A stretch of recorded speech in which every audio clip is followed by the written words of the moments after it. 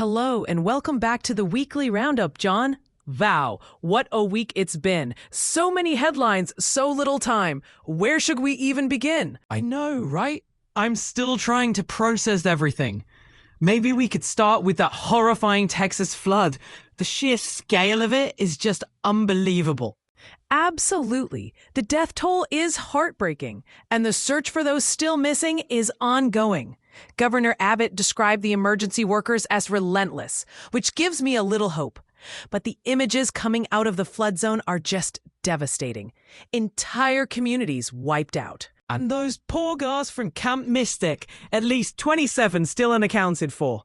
It's just unimaginable what their families are going through. It puts everything else into perspective, doesn't it? It really does. It's a stark reminder of the power of nature and the fragility of life. Let's shift gears slightly. A very different story, but equally impactful. Aaron Patterson's guilty verdict in Australia. 3 counts of murder. The toxic mushrooms. I mean, who does that? It's like something out of a bad thriller movie. I'm still stunned by the details of the case.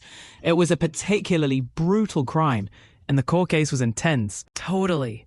And it's a stark reminder of how easily things can go wrong and the devastating consequences of seemingly simple actions. But on a more positive note, there was some amazing news this week. A new malaria treatment for babies and young children. That's fantastic news, Emma. A real breakthrough. It's a disease that affects millions, and this drug offers real hope to so many families.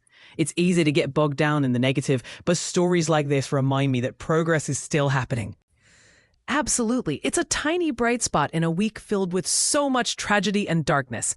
And speaking of darkness, let's briefly talk about Israel's plan to move all Palestinians in Gaza into a camp in the south. It's a worrying development, to say the least. It is. The sheer inhumanity of it all is shocking. And there seems to be little international condemnation, as it is seen as an internal matter to Israel. But it's far from it.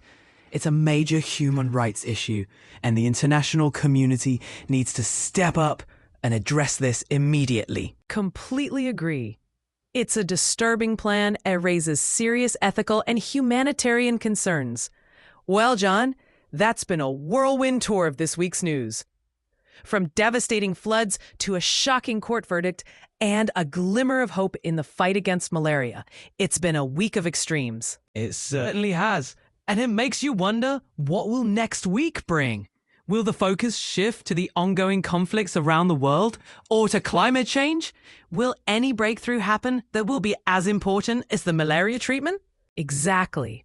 It's a reminder that we need to stay informed, engaged, and empathetic to the world around us. Thanks for joining me, John, and thanks to our listeners for tuning in. Join us next week for another roundup of the week's most impactful stories.